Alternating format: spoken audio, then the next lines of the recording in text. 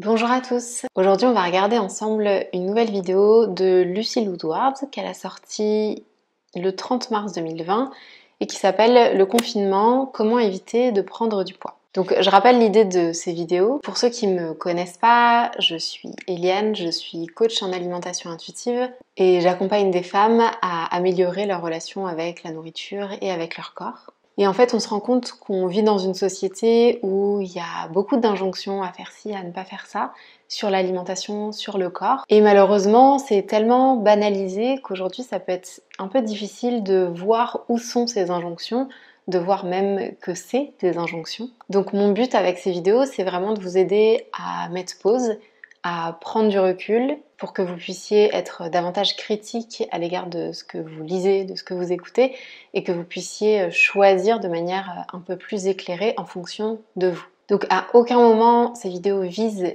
les personnes qui ont créé ces vidéos. Donc c'est parti, j'ai pas regardé la vidéo, donc on va la regarder ensemble. Voilà, je vais mettre pause quand ça me semble intéressant. Il y a aussi un article qui est sorti, qu'elle a sorti hier, qui je pense sera intéressant à regarder. Donc je vais d'abord faire la vidéo et je pense que je vais analyser l'article juste après. Et avant de commencer, et si vous appréciez ce format de vidéo, n'oubliez pas de liker cette vidéo. Ça m'encouragera à continuer cette série qui a l'air de pas mal vous plaire, donc je suis contente. Donc c'est parti. Salut, bienvenue chez moi dans cette période de confinement. Dans cette vidéo, j'aborde la question que vous me posez tous depuis une bonne dizaine de jours. Lucille, comment on fait pour ne pas trop prendre de poids pendant cette période de confinement ? C'est sûr que c'est pas facile et j'avoue pour moi non plus d'ailleurs. Donc dans cette vidéo, on va parler d'alimentation en général, on va parler de sport à la maison et puis on va surtout parler de la gestion du stress et des grignotages parce que finalement, c'est vraiment ça le gros souci. Allez, c'est parti.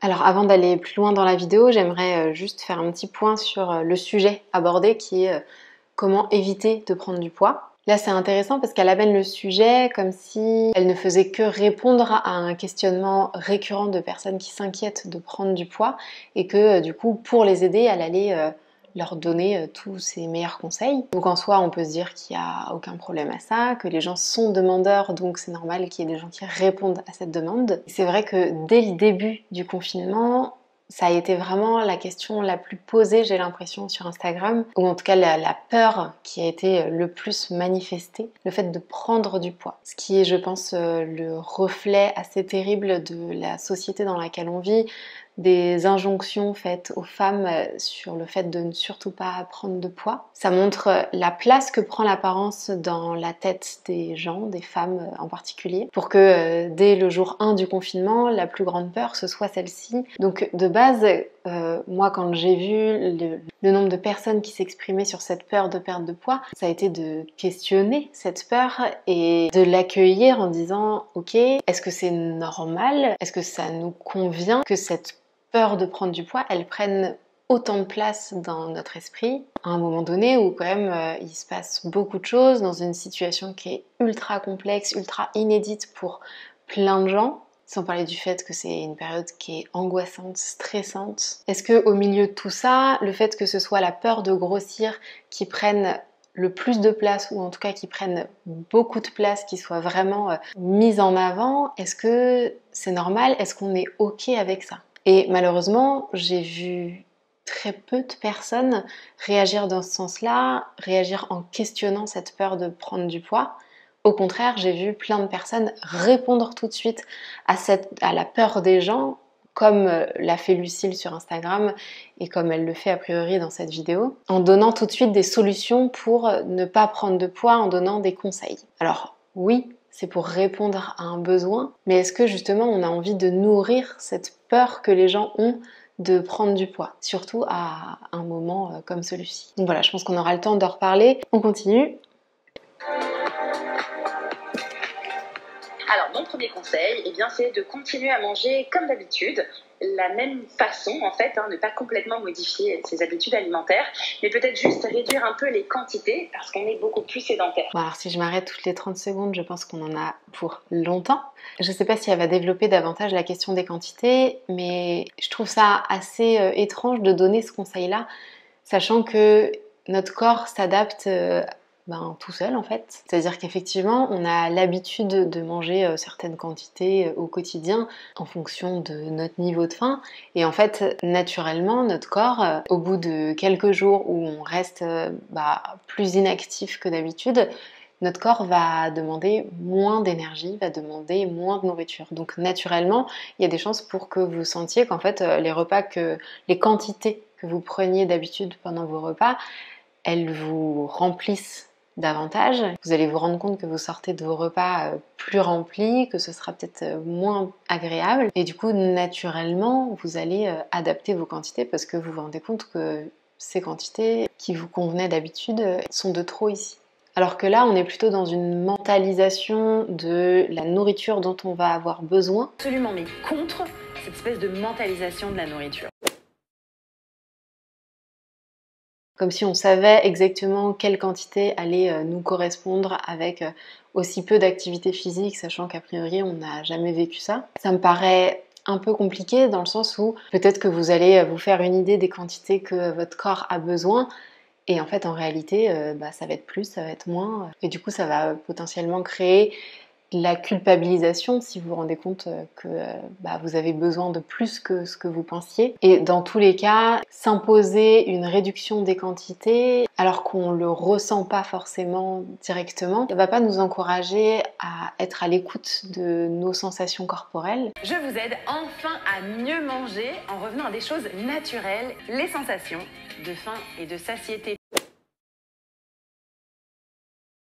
Parce qu'en fait, ce qui va prendre toute la place, c'est je bouge moins, donc il faut absolument que je mange moins. Donc tout ce qui va sortir de cette croyance-là va être un peu culpabilisant. Et pour la question des féculents, bien sûr, il faut continuer à en manger à tous les repas, peut-être juste un petit peu moins en quantité, parce que sinon, si vous arrêtez les féculents, vous risquez de tomber dans le régime hyperprotéiné qui va vous affamer et vous stresser sur une obsession de la bouffe. Alors déjà, quand on est hyper stress avec les mauvaises nouvelles qui tombent chaque jour, c'est pas le moment d'en rajouter. Donc en fait, on peut juste diminuer les quantités sans renier sur la qualité des aliments qu'on mange au quotidien. Alors là, je trouve ça bien qu'elle insiste sur le fait que c'est important de continuer à manger des féculents, parce que ça a été plutôt le discours inverse qu'on a vu un peu partout. Ce qu'on fait, on mise au maximum sur le végétal, le pain complet, le riz complet, les lentilles, les pois chiches, les haricots rouges, les fèves, les pâtes et le riz finalement, très peu. Non mais les gens, arrêtez de stocker ça. On est en 2020 et on sait aujourd'hui, il faut manger un maximum de fruits frais, de... J'ai parlé trop vite. Dans ma tête, quand elle disait féculent, c'était justement les pâtes et le riz. Donc en fait, là, ce qu'elle entendait par féculent, c'était plutôt... en tout cas, c'était des féculents complets et des légumineuses. Et elle met bien les pâtes et le riz à part. Saison. En ce moment, il y a les asperges qui arrivent, les petits pois, les navets, donc on en profite. Et puis, bien sûr, on n'oublie pas de se faire plaisir ou de tracher complètement 2-3 fois par semaine, 80% ça. J'ai du mal à supporter ce genre de terme de tracher complètement. C'est vraiment très connoté. Là, j'imagine qu'elle veut dire se faire plaisir et manger des choses qui sont pas saines. Et il y a vraiment, ça crée vraiment une opposition entre le quotidien et manger sainement et les aliments plaisir, les aliments malsains. Ça crée une binarité, ça crée une obsession. Je vais pas revenir sur tout ça parce que c'est quelque chose que j'aborde pas mal dans mes vidéos, mais quand je parle de vocabulaire utilisé, de moralisation de la nourriture, typiquement les aliments trash, c'est une moralisation de la nourriture. Ça met cette nourriture sur un piédestal qui est bien dans une catégorie à part de tous les aliments du quotidien. Et ce qui est un peu perturbant, c'est que là, elle dit ça comme quelque chose de positif, c'est-à-dire que c'est important de tracher, donc il faut le faire, et à la fois c'est des aliments qu'elle ne considère pas comme sains et donc qui sont pas à consommer au quotidien. Donc d'un côté on utilise un terme très dévalorisant, trash c'est quand même la poubelle en anglais, et à la fois on les associe énormément au côté plaisir. C'est assez étrange et perturbant du coup quand on les mange. Comment on peut prendre du plaisir en mangeant des aliments trash.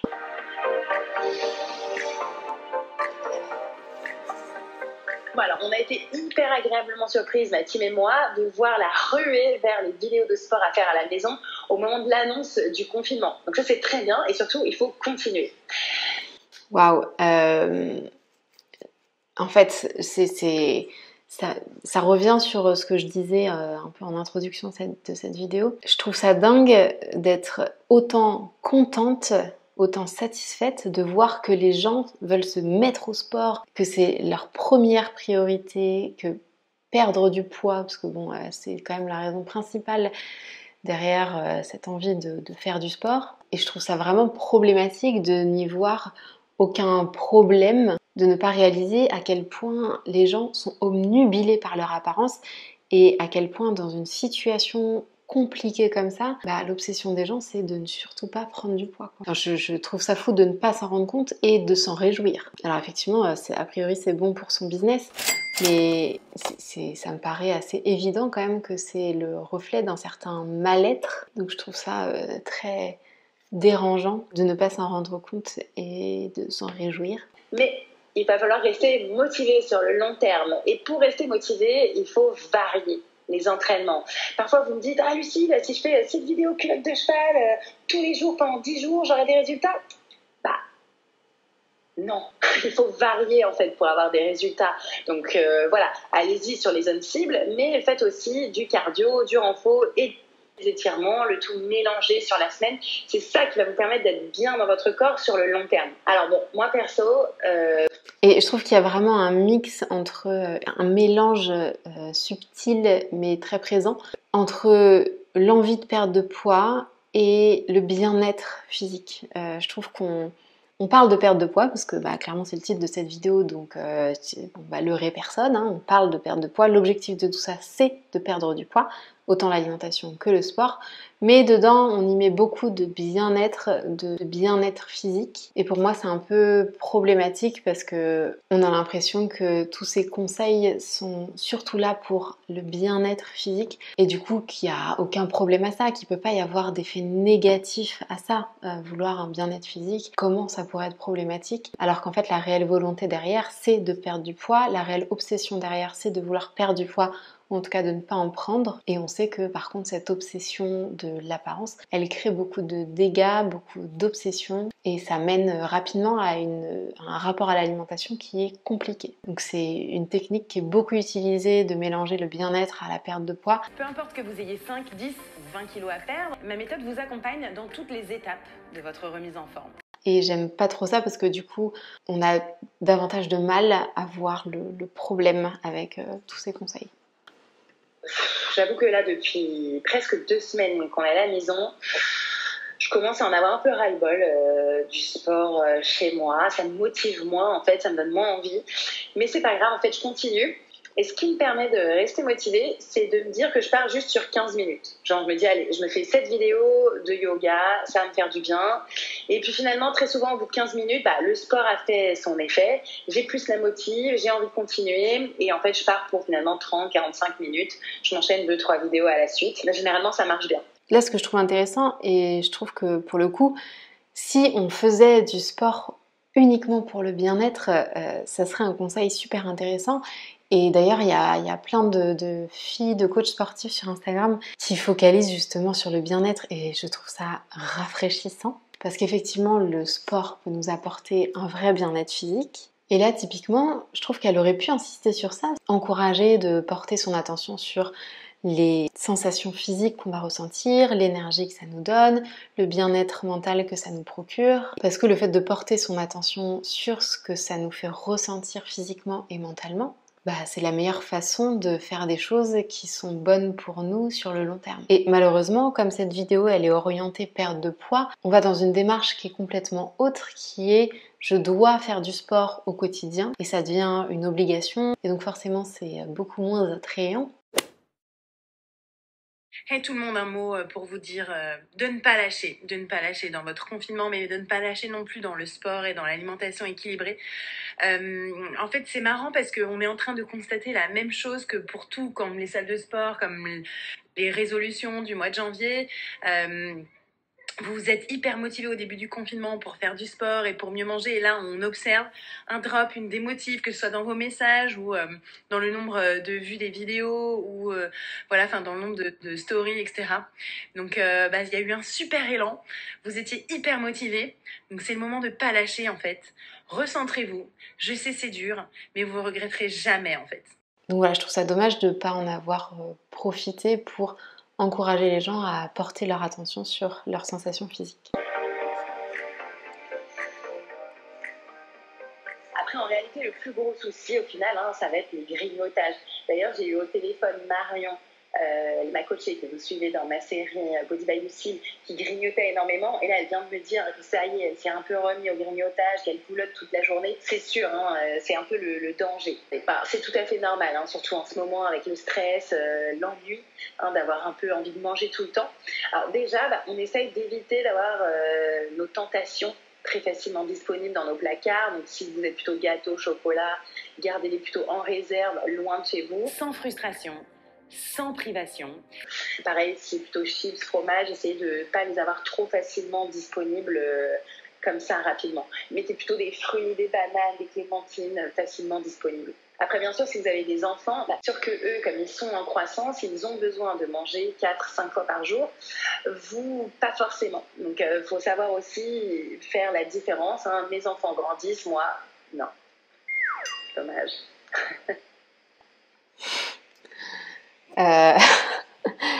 C'est un peu... c'est pas du tout culpabilisant là. Si tu te retrouves toi à grignoter chez toi, je trouve ça assez culpabilisant de regarder ce genre de vidéos, ce genre de commentaires. C'est très intéressant, les grignotages ont vraiment une mauvaise image et ça perdure. On a du mal à se détacher de cette mauvaise image des grignotages. Grignotage, c'est forcément associé à quelque chose de négatif. D'ailleurs, elle parle de danger de grignoter. On va quand même assez loin dans la diabolisation des grignotages. Et en tout cas, c'est intéressant qu'elle nous parle de sa coachée là, qui grignotait avant de commencer son coaching avec Lucille et qui, a priori, s'était un peu arrêtée.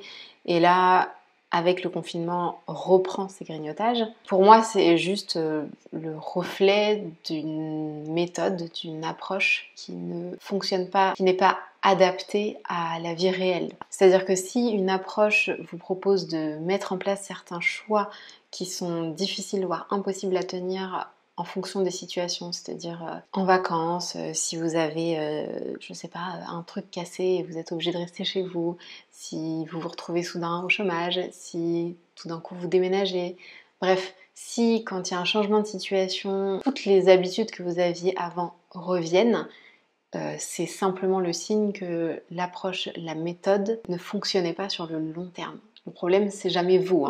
Mon objectif, c'est de vous assurer un poids de forme à vie, parce que la bonne méthode, ce n'est pas celle qu'on va tenir juste 3 semaines, 1 mois, même juste 1 an. C'est pas possible ça. La bonne méthode, c'est celle qu'on tient sur le très long terme. Avec la méthode Body by Lucille, on n'a pas d'effet yo-yo. Le problème, c'est que cette méthode était adaptée dans un certain cadre, avec une certaine motivation et sur une certaine durée. Donc là encore, il y a une diabolisation du grignotage qui fait pas sens en fait. On catégorise des aliments ou un type d'alimentation, donc la grignoter, comme quelque chose qu'il ne faut pas faire, au lieu d'encourager les gens à prendre des décisions en fonction de ce qui leur fait du bien, autant physiquement que mentalement. Les sensations de faim et de satiété. C'est-à-dire que n'importe qui, quand il va manger tout un paquet de chips, va sentir que physiquement c'est pas forcément agréable après. Et du coup là on a le choix de soit lui dire ah bah voilà t'as mangé un paquet de chips, n'importe quoi, je t'ai dit que le grignotage c'était mal, donc la prochaine fois le paquet de chips tu le mets dans ta cave et t'y touches pas. Donc ça crée de la culpabilité, ça crée une obsession pour ne surtout pas manger des chips et ça crée bizarrement une envie de manger encore plus de chips.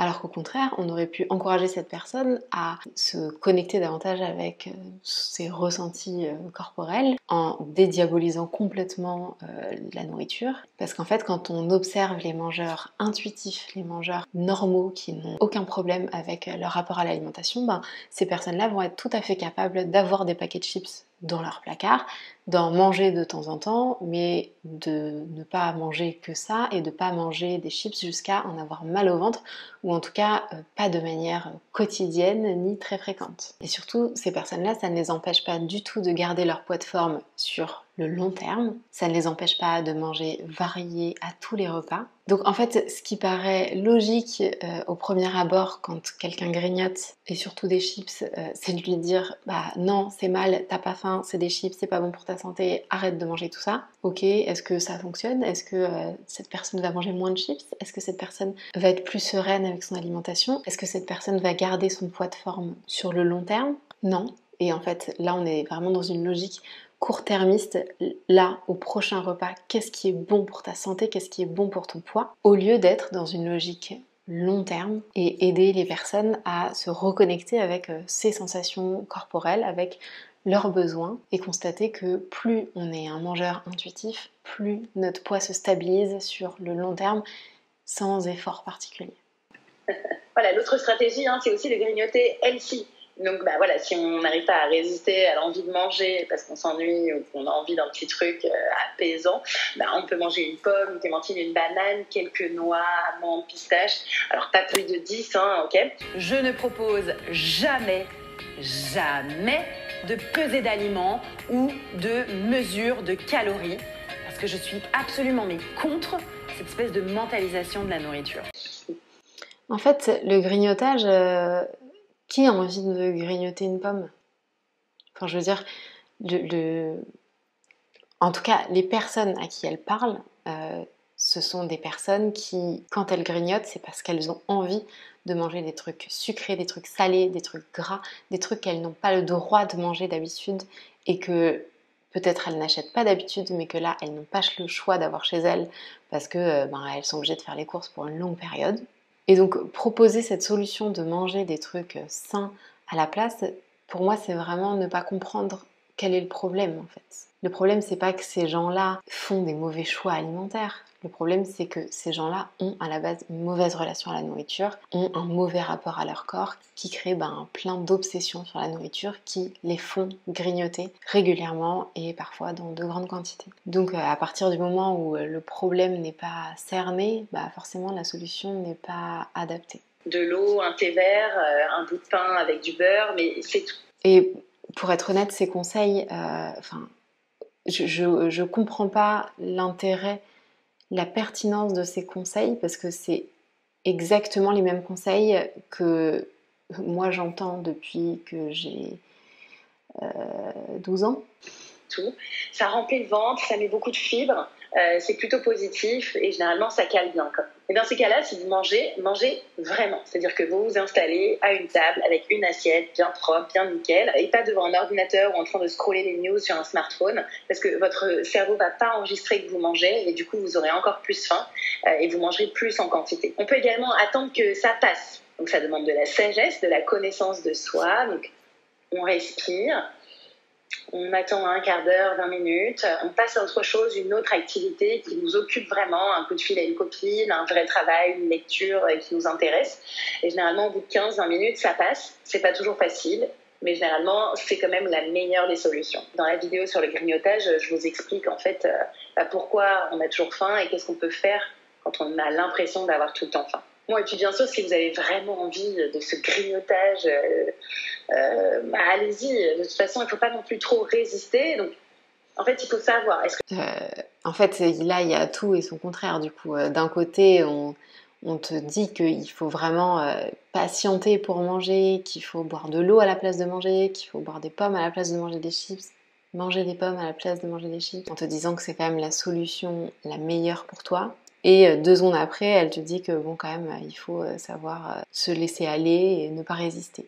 En fait, ça paraît bienveillant de dire ça, mais quand on a passé toute la vidéo à diaboliser les grignotages, à dire que c'était un danger, à donner toutes les techniques pour ne surtout pas grignoter parce qu'on n'est pas des enfants, c'est un peu facile de, à la fin, juste dire... bah non, mais en fait, si vous voulez grignoter, vous avez le droit de grignoter. Comment les gens qui regardent cette vidéo peuvent réellement se donner ce droit-là? En fait, ils ont bien compris qu'il y avait un choix qui était bon et un choix qui était mal. Donc si au final il n'arrive qu'à faire le choix qui est mal, c'est-à-dire grignoter, comment déculpabiliser dans ce contexte-là? C'est impossible en fait. Il faut se rendre compte quand même que les mots utilisés, la diabolisation qu'on fait des aliments, elle a un réel impact sur notre relation à la nourriture et notre vision de nous-mêmes quand on mange. On ne peut pas à la fois dire aux gens que c'est très mal de grignoter alors qu'on n'a pas faim et à la fois dire qu'il ne faut pas culpabiliser quand on le fait. En fait, il suffit pas de dire aux gens ne culpabilisez pas pour que les gens réussissent à ne pas culpabiliser. Il y a tellement un référentiel négatif autour de ces aliments de grignotage que si on reste dans ce référentiel négatif, on ne peut pas ne pas culpabiliser. Et il faut arrêter de penser qu'il suffit de dire ne culpabilisez pas pour que les gens réussissent à ne pas culpabiliser. Ça ne fonctionne pas comme ça. Je suis vraiment en restriction totale, en train de résister, ou est-ce que je peux complètement réussir à ne pas manger parce que je sais que j'ai pas faim. Voilà. Si vous sentez que vous êtes vraiment en frustration totale, c'est pas la peine. Mangez une petite quantité, mangez vraiment asseyez-vous à une table. C'est pas grave. De temps en temps, on va dire que surtout là, en période de confinement, comme on est vraiment tenté de bouffer toute la journée, on va dire qu'un grignotage par jour, ça va. De toute façon, tout va rentrer dans l'ordre. On va retourner travailler, s'occuper et on mangera moins et on reperdra du poids. Bon, au final, pour essayer de découvrir l'intérêt. Voilà, donc en résumé, oui, clairement, pour vous, mais comme pour moi, ça va être une période un peu difficile pour maintenir son poids de forme. Voilà, moi, il va falloir que j'aille me peser, mais bon, clairement, je sais que de toute façon, j'ai déjà un peu pris. Mais bon, c'est pas grave, je le sais. Alors, c'est pas grave, mais ça a quand même l'air pas terrible. En tout cas, dans son expression faciale. Et dans le ton employé, on a l'impression que quand même c'est pas une très très bonne nouvelle d'avoir pris, même si elle dit que c'est pas grave. La solution, c'est de garder la motive au sport en variant au maximum les séances. Au niveau alimentation, de réduire peut-être un petit peu les quantités tout en gardant le même équilibrage comme d'habitude.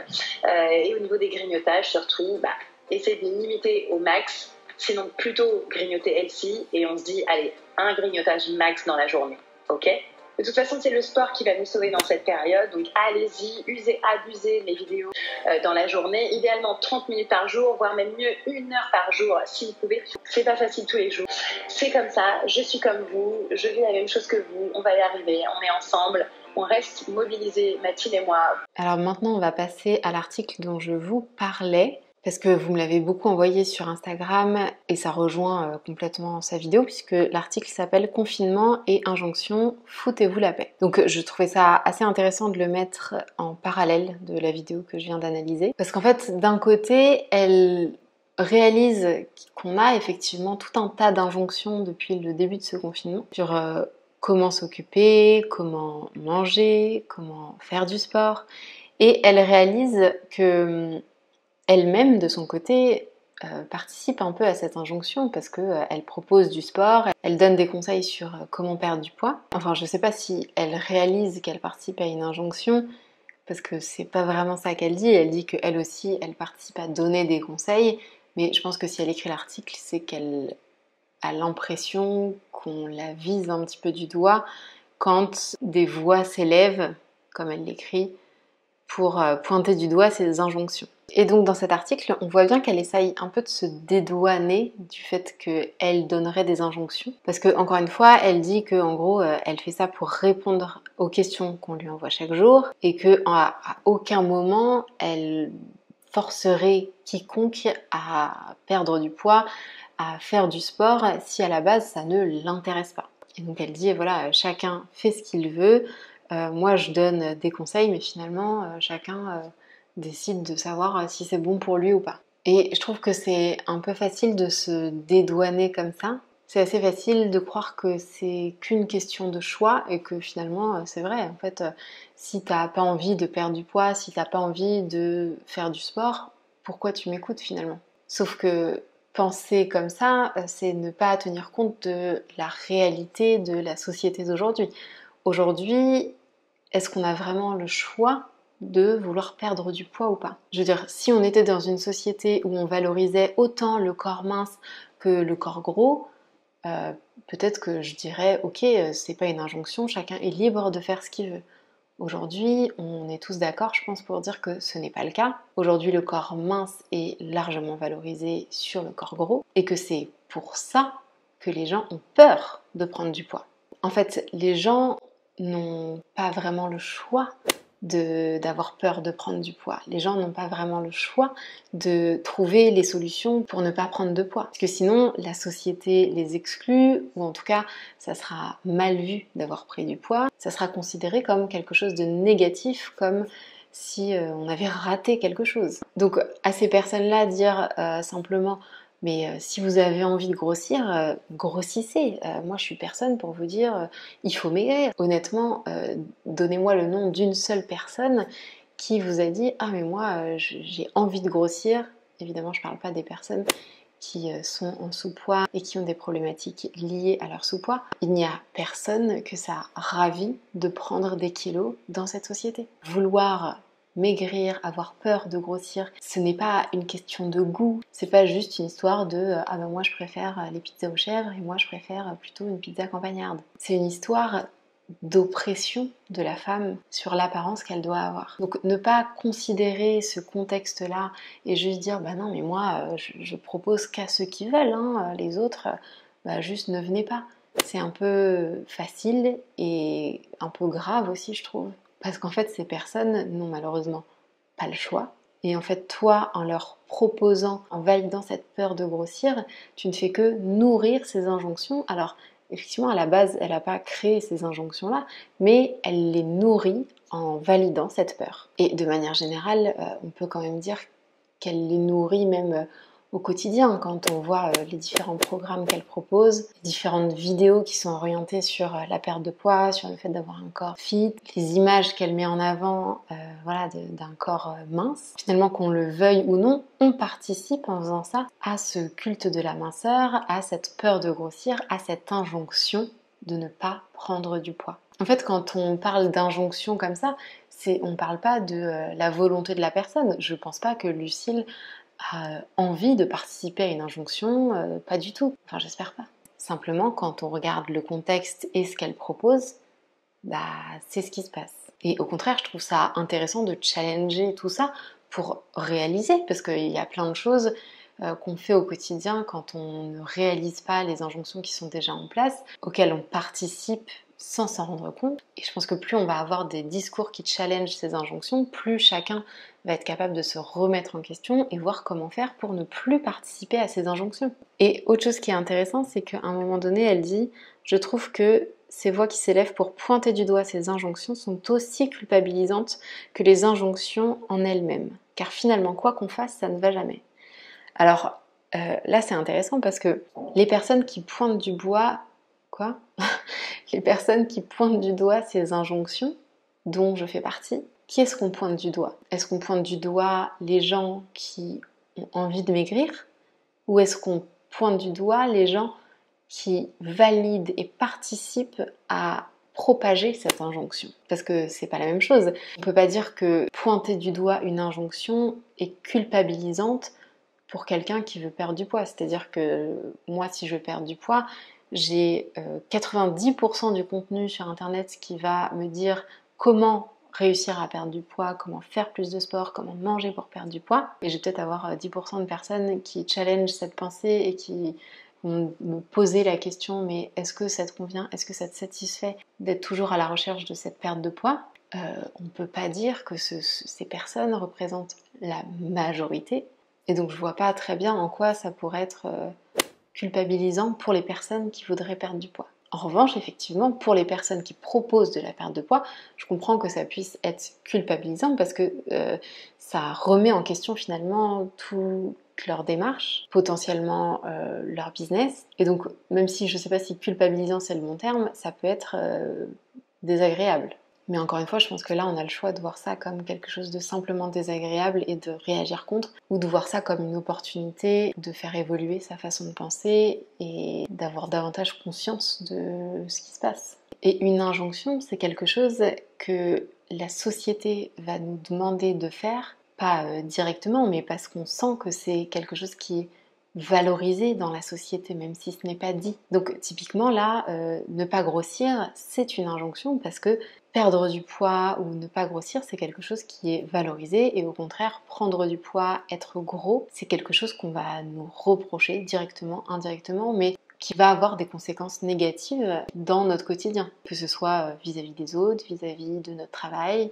Je veux dire, aujourd'hui, on a conscience quand même des conséquences de la grossophobie sur l'accès aux soins, l'accès au travail, l'accès aux infrastructures. Donc forcément, on n'a pas envie d'avoir affaire à ces problématiques-là, donc on va préférer répondre à cette injonction de perdre du poids, parce que on n'a pas vraiment le choix en fait. Dire que ne pas avoir peur de grossir, c'est une injonction, ça voudrait dire que prendre du poids, c'est quelque chose qui est valorisé dans notre société et qui nous donnerait un statut supérieur. Je ne comprends pas. Je pense qu'on est loin de cette situation, donc c'est pas du tout pertinent de dire que c'est une injonction d'aller contre l'injonction de perdre du poids. Je pense que l'utilisation des termes est quand même importante, et là ça va un peu loin. Donc à la fin elle dit voilà, chacun vit sa situation à sa manière, et chacun a le droit de déprimer, de pas avoir le courage de faire du sport, mais chacun a le droit aussi de faire du sport parce qu'il sent que ça lui fait du bien. On a le droit de vouloir prendre soin de son corps et de son mental. Je n'ai vu absolument personne critiquer les personnes qui faisaient du sport pour leur bien-être. Même personne n'a critiqué les gens qui voulaient perdre du poids. Les seules critiques que j'ai vues, ce sont sur les personnes qui participaient, encore une fois, à cette injonction, qui participaient à valider cette peur de prendre du poids. Donc je pense qu'il ne faut pas non plus tout mélanger, et que là, la seule prise de conscience à faire pour moi, c'est évidemment qu'on a le droit de proposer des recettes, des cours de sport. Simplement, est-ce qu'on peut essayer de ne pas jouer sur la peur des gens en prenant en compte les injonctions de la société qui sont décuplées pendant cette période de confinement. Ah, et j'aime bien la fin sur bouger n'est pas forcément une réponse à la peur de prendre du poids, c'est tout simplement le seul moyen que beaucoup de personnes ont trouvé pour ne pas péter un câble en restant confinées à la maison.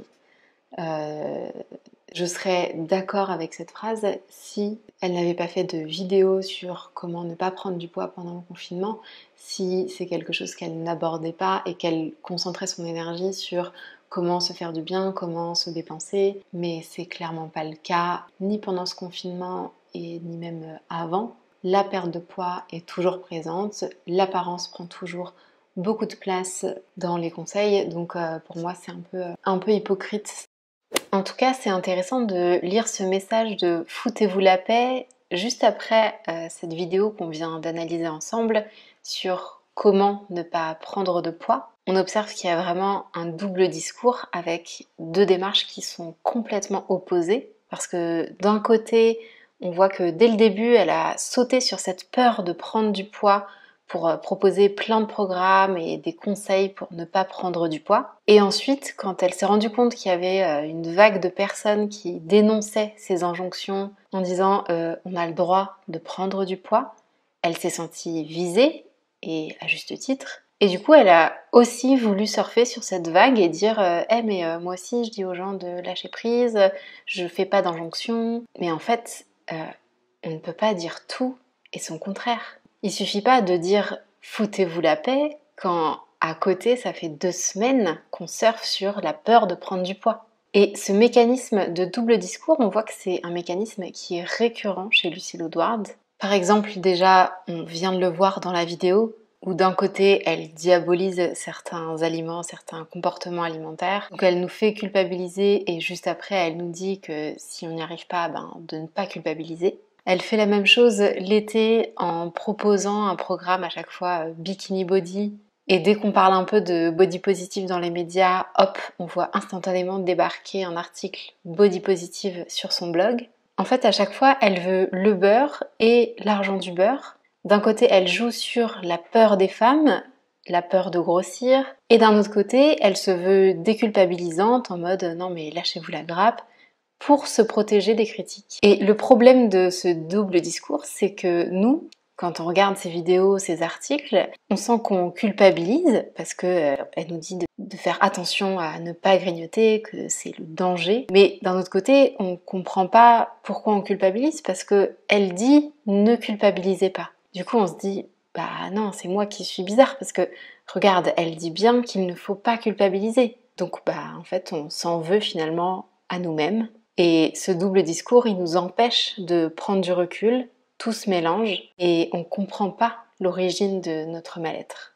Et cet opportunisme, ce double discours, c'est quelque chose qu'on voit de plus en plus un peu partout et qui mérite d'être souligné, d'être analysé. Du coup, pour conclure avec la vidéo de Lucille, je pense qu'il y a 2 trucs que j'aimerais mettre en avant. La première chose, c'est le fait, comme je le disais en introduction, de valider le fait que notre apparence prenne une place aussi importante dans nos inquiétudes, même quand on est dans une situation qui met des vies en jeu, qui est angoissante. Ici, elle a l'impression de vraiment répondre aux besoins des gens parce que les gens sont en demande, mais le fait de répondre simplement à cette demande sans prendre un peu de recul, là, pas du tout. On prend les demandes à bras le corps en disant ok, comment on va y répondre, on va mettre en place un problème, on va proposer plein de séances de sport, plein de conseils pour rester fit, pour rester mince. Je trouve ça fou parce que on a l'impression d'aider les personnes là, maintenant, alors que je pense qu'elle aurait pu aider beaucoup plus les gens en les aidant à mettre pause et à se questionner sur cette peur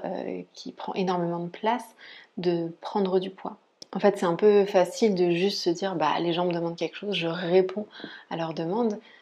J'estime qu'en tant que professionnel, tu as quand même une certaine éthique, une certaine connaissance en plus que les gens n'ont pas, une certaine vision globale des choses qui te permet de dire non, en fait mon éthique elle se situe là et en fait cette demande que les gens ont, je vois bien que c'est l'expression d'un mal-être. Et est-ce que j'ai envie de nourrir ce mal-être en validant cette peur et en donnant des conseils pour ne pas grossir? Non. C'est un peu ce truc de si un mec qui est accro à la cocaïne vient te demander de la cocaïne et que tu lui en donnes et que tu dis non mais moi j'ai rien fait, il m'en a demandé, il en avait besoin, j'ai répondu à son besoin. Oui, évidemment j'exagère, mais quoique. Évidemment c'est une métaphore, mais je pense que ça illustre bien ce côté je me dédouane en disant juste je réponds à une demande alors que je suis un professionnel qui est capable d'avoir une vision globale et je pense qu'avoir une éthique ne nous empêche pas de proposer des choses qui aident les gens à être en meilleure santé mais réellement et sur le long terme, comme il y a d'autres coachs sportifs qui le font très bien. Je pense à Lolifit, je pense à Happy Fit qui propose des séances de sport, je le vois tous les jours sur Instagram et je trouve ça top, mais qui ne joue absolument pas sur la peur de prendre du poids des gens. Et là, c'est vraiment ça qui me dérange dans toute cette vidéo, c'est de jouer sur cette peur-là et vraiment d'en profiter en fait. Et le deuxième point que je voulais faire, c'était ce double discours qu'il y a un peu entre d'un côté la diabolisation de la nourriture, mettre les aliments dans des catégories, utiliser des mots comme danger, faire bien comprendre que certains choix sont pas terribles à faire et que d'autres sont clairement mieux et il y a un peu de condescendance quand même quand elle dit aujourd'hui en 2020 manger encore des pâtes et du riz, ça participe donc à la diabolisation. Mais quand je dis diabolisation, encore une fois, on a l'impression que diaboliser ça veut dire t'es nul, tu dois culpabiliser pour avoir mangé ça, pour avoir grignoté. Non, pas du tout. La diabolisation, ce n'est pas du tout ça. On n'a pas du tout besoin d'aller jusque-là pour que les gens culpabilisent. D'ailleurs, j'ai jamais vu personne culpabiliser des gens comme ça. En fait, la diabolisation, ça va être vraiment le vocabulaire utilisé, le ton utilisé pour décrire certains aliments, certains comportements avec la nourriture. Et ça va suffire amplement pour que les gens ensuite culpabilisent, développent des obsessions, soient encore plus obsédés avec leur corps. Et donc voilà, ce que je voulais mettre en avant, c'était ce double discours entre d'un côté la diabolisation avec les termes utilisés, le ton utilisé, et d'un autre côté cette bienveillance qui est là quand même pour dire mais c'est bon, vous avez le droit de grignoter, allez, une fois par jour, c'est une période qui est pas facile, voilà, quelque chose qui se veut bienveillant, mais finalement c'est trop tard en fait. T'as créé tout un référentiel très négatif, donc que tu le veuilles ou non, et peu importe la bienveillance que tu apportes ensuite, la diabolisation est là et elle va avoir un impact sur la culpabilisation des gens, sur la vision qu'ils auront d'eux-mêmes quand ils vont oser manger des chips, et ce même si c'est une fois par jour. Donc voilà pour cette vidéo. Merci à tous d'avoir regardé cette vidéo. J'espère qu'elle vous a plu. N'hésitez pas à la liker si c'est le cas. Et je vous dis à très vite pour une nouvelle vidéo. Bye!